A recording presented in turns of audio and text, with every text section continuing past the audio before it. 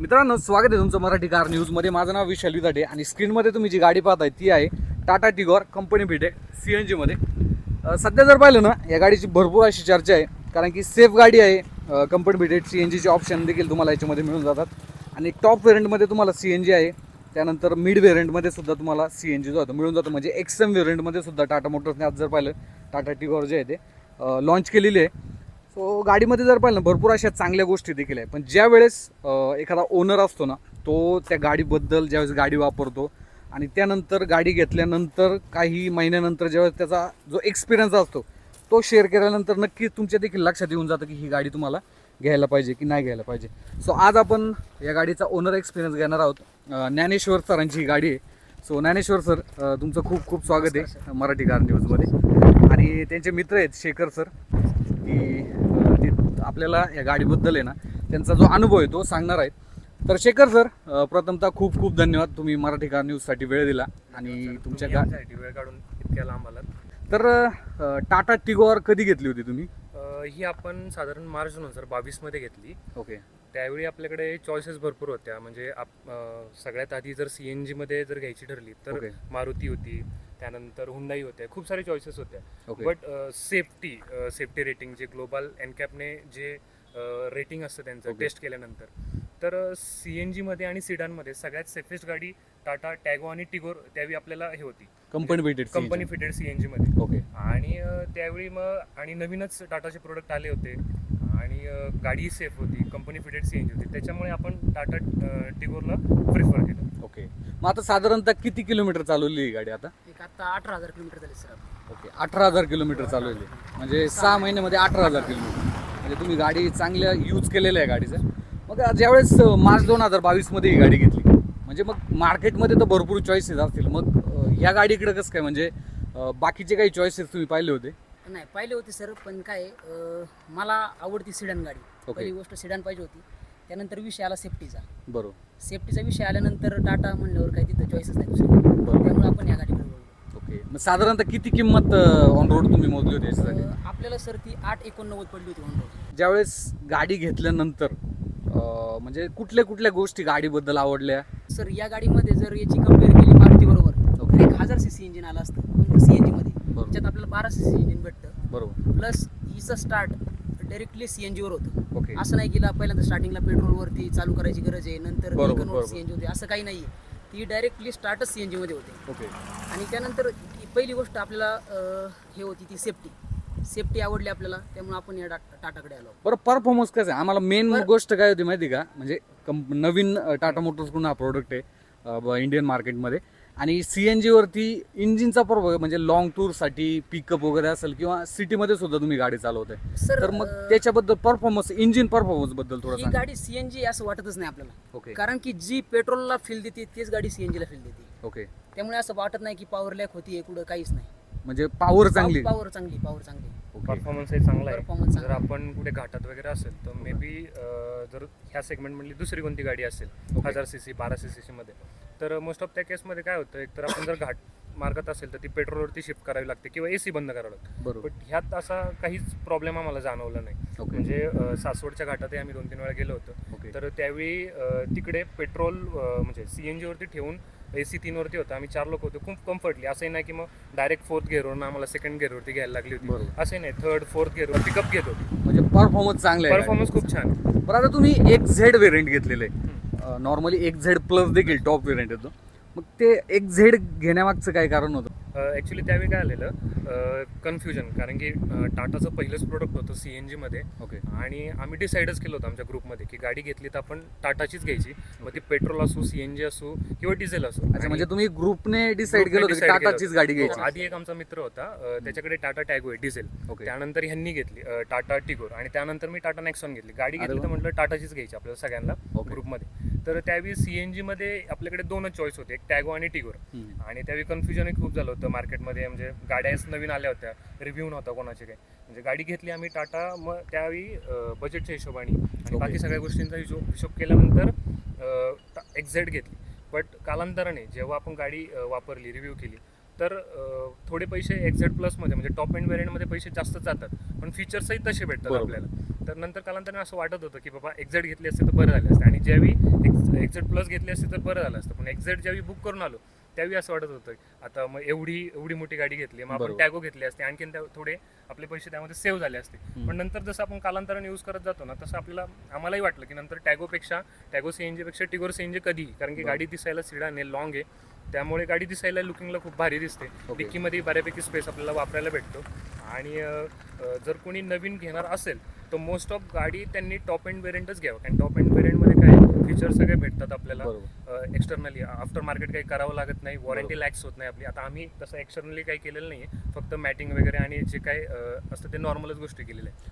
पण आता या गाडीमध्ये जे फीचर आहेत, म्हणजे असे फीचर कुठले आहेत की जे तुम्हाला आवडलेत या XZ व्हेरियंटमध्ये, जे फीचर नक्कीच कामाचे फीचर आहे? त्यामध्ये काय सर, आपण जेव्हा फ्युअल टँक ओपन करतो, फ्युअल लीड ओपन केल्यानंतर गाडी ऑटोमॅटिक बंद होते. बरोबर. त्याला सेन्सर आहे, आणि फ्युअल कॅप जर आपली ओपन असेल तर गाडी परत स्टार्ट होत नाही. बरोबर. हा एक चांगला सेफ्टीच्या दृष्टीने हा एक चांगला काय म्हणतो, आपली जी CNG ची लाईन आहे टँकची, टँक टू इंजिन, ती जर कुठं लिकेज वगैरे झाली किंवा काय, ऑटोमॅटिक CNGचा जो फ्लो आहे ते बंद करते. आता ह्या सेगमेंटमध्ये कसं होतंय की ज्यावेळी आपण ऑलमोस्ट आता आपल्याला गाडी घेऊन 6 महिने झाले, बरोबर, तर ज्यावेळी आपण गाडी चॉईस करत होतो त्यावेळी इतर कंपन्या, ज्या कम्पेरेटिव्ह कंपन्या आहेत, तर त्यांच्याकडे कसं होतं की त्यांच्याकडे एकतर बेस व्हेरियंटला CNG होता किंवा मिडल व्हेरियंटला CNG होता. आता CNG गाडी घेतो तर आपण टाटाने त्यामध्ये टॉप एंड व्हेरियंट, आता टिगोरमध्ये सेकंड टॉप आणि टॉप व्हेरियंट दोन्ही व्हेरियंटला त्यांनी CNG प्रोव्हाइड केलं होतं. तर त्यामुळं काय होतं तर गाडीचे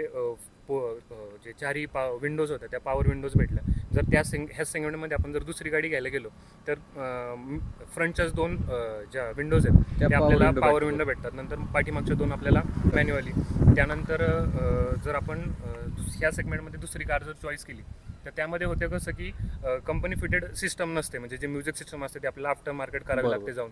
म्हणजे हार्मोन सिस्टम म्हणजे खूप छान आहेत, ओव्हरव्ह्यू आहेत. जर दुसऱ्या सेगमेंटमध्ये CNG मध्ये आपण दुसऱ्या कंपनीकडे जर गेलो तर आपल्याला इलेक्ट्रिक ओव्हरव्ह्यू भेटत नाही त्या सेगमेंटमध्ये. आफ्टर मार्केट म्हणजे थोडक्यात जर टाटामध्ये आपण गाडी जर घेतली टॉप एंड व्हेरियंटमध्ये CNG असल्यामुळे आपल्याला पूर्ण फीचर लोडेड गाडी भेटते, आफ्टर मार्केट करायची काहीच गरज राहत नाही त्यामध्ये.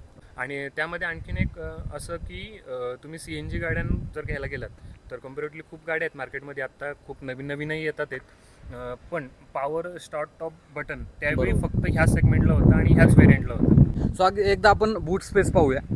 बूट स्पेस जर आपण ह्या सेगमेंटमध्ये जर पाहिला तर ॲज कम्पॅरेटिव्हली त्या टायमिंगनुसार तर ह्या सेगमेंटमध्ये बूट स्पेस खूपच छान भेटतो. ओके.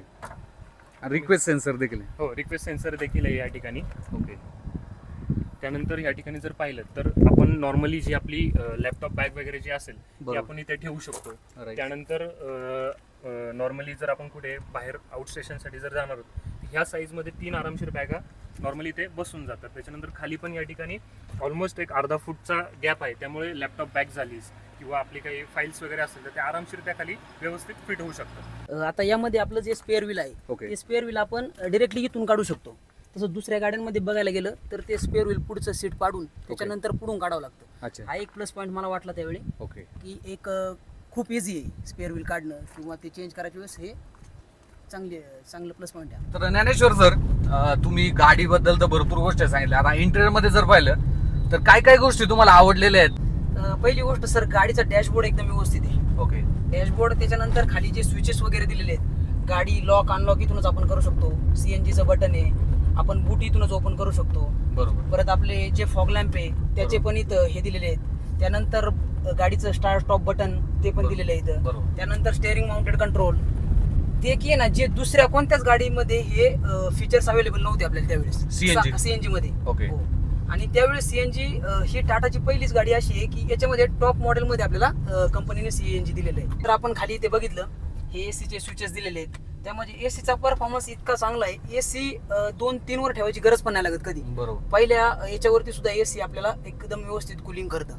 हा जो आपल्याला म्युझिक सिस्टम दिलेली आहे, टाटाची कंपनी फिटेड हार्मनची म्युझिक सिस्टम आपल्याला दिलेली आहे. ओके. त्यामध्ये आपल्याला 4 स्पीकर 2 ट्विटर दिलेले आहे कंपनीने, कंपनी फिटेड, आफ्टर मार्केट आपण काहीच केलेलं नाहीये. ओके. आणि सिस्टम इतकी क्लास आहे की त्यामध्ये इरिटेट होत नाही माणूस कधीच. सिस्टम इतकी लॉंग ड्राईव्हला आपण गेलो एकदम मन प्रसन्न होतं. इथं आपण टच स्क्रीन आहे, आपण ट्रॅक वगैरे इथून चेंज करू शकतो, व्हॉल्यूम अप डाऊन इथूनच करू शकतो आपण. तुम्ही गाडीबद्दल तर भरपूर गोष्टी चांगल्याच सांगितलेल्या, पण काही गोष्टी अशा असतील ना की थोडे इम्प्रूव्हमेंट व्हायला पाहिजे किंवा ज्या गोष्टी आवडल्या नाहीत गाडीमध्ये? सर गाडीमध्ये आवडलं नाही असं काहीच नाही, गाडी पूर्णपणे फुलफिल आहे. पण प्रॉब्लेम असा आहे की आपल्याला नंतर तो सर्व्हिसला किंवा काय प्रॉब्लेम येतो ना, ती थोडं कंपनीने इम्प्रूव्ह केलं पाहिजे. ओके. तसा डायरेक्टली गाडीमध्ये काही प्रॉब्लेम नाही. ओके. सर्व्हिस थोडीफार त्यांनी सुधारली पाहिजे. ओके. गाडीसोबत लॉंग जर्नी म्हणजे किती लांब गेलेले आहेत तुम्ही, आणि आम्हाला थोडंसं टँक टू टँक ॲव्हरेज बद्दल जरा सांगा. सर मी लॉंग जर्नी इकडं बीडला गेलो होतो, एकदा नाशिकला गेलो होतो. Okay. Tank to tank average जर काढलं होतं मी 2-3 वेळा, एक मला 28.5 29 समथिंग ॲव्हरेज दिले मला गाडी सीएनजी मध्ये. हो सीएनजी मध्ये. ओके. म्हणजे टँक टू टँक एक साधारणतः 230 ते 240 किलो. हो 230-240 किलोमीटर गाडी गेली. मार्च 2022 मध्ये तुम्ही गाडी घेतलेली होती. तर मग आता किती किलोमीटर गाडी चालवलेली? 18,000 किलोमीटर झाले सर आपल्याला. ओके. 18,000 किलोमीटर. मग तुम्ही 6 महिन्यामध्ये भरपूर गाडी चालवली. मग गाडीची सर्व्हिसिंग मेजर एक म्हणजे जी 10,000 किलोमीटरची असते ती झालेली असेल, त्याच्यासाठी किती खर्च आला होता? ती सर्व्हिसिंग आपली सर 14,000 किलोमीटरला आपण सर्व्हिसिंग केली आहे ती. ओके. त्या सर्व्हिसिंगला आपले ऑइल वगैरे ते सगळं धरून सर आपल्या एक 3,800 सर्व्हिसिंग कॉस्ट झाली होती आपली. 3,800. हो. शोरूम मध्ये तुम्ही गेले? हो शोरूम मध्ये सर्व्हिसिंग केली. ओके. शेखर सर, रिअर साइडला स्पेस बद्दल जरा आम्हाला थोडक्यात सांगून द्या.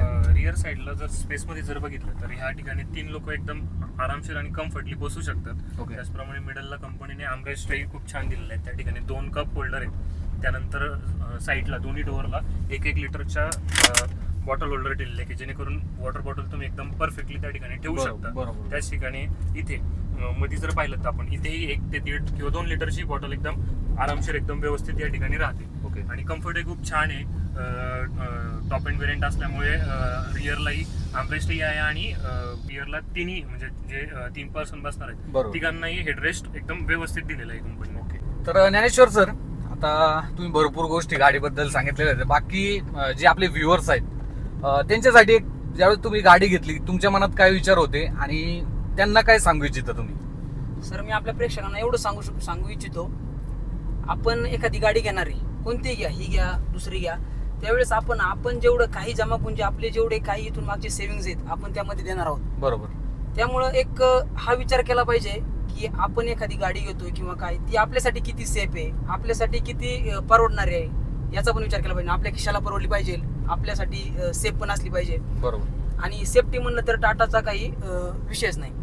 त्यामुळं मी टाटाची गाडी परचेस केली आहे. त्यामुळं प्रत्येकाने हाच विचार केला पाहिजे आपल्यासाठी महत्वाचं काय. आज आपल्यासाठी महत्वाचं आहे ते फक्त सेफ्टी. बरोबर. या दृष्टीने सगळा विचार करून मी ही गाडी परचेस केली आहे आणि हा सगळ्यात चांगला ऑप्शन होता माझ्यासाठी. त्यावेळी जेव्हा 6 महिन्यापूर्वी आपण जेव्हा गाडी घ्यायला गेलो होतो तेव्हा या सगळ्या गोष्टी मला या गाडीमध्ये भेटल्या आणि आपण ही गाडी परचेस केली. की तुम्ही वेळ दिला आणि खूप चांगला एक्सपिरियन्स जो आहे तो शेअर केला. बाकी पुढे पाऊस देखील भरपूर आलेला आहे. सो व्हिडिओ कसा वाटला हे देखील सांगा. अजून देखील तुमचे काही प्रश्न राहिले असतील तर कमेंट बॉक्स आहे त्या ठिकाणी सुद्धा तुमचे प्रश्न विचारायला विसरू नका. मी लवकरात लवकर या सर्व प्रश्नांची तुम्हाला उत्तरे नक्कीच देईल. बाकी शेखर सर आणि ज्ञानेश्वर सर तुमच्या दोघांचेही मनापासून आभार. बाकी मित्रांनो, मी भेटतो तुम्हाला पुढच्या अशाच एका व्हिडिओमध्ये. धन्यवाद.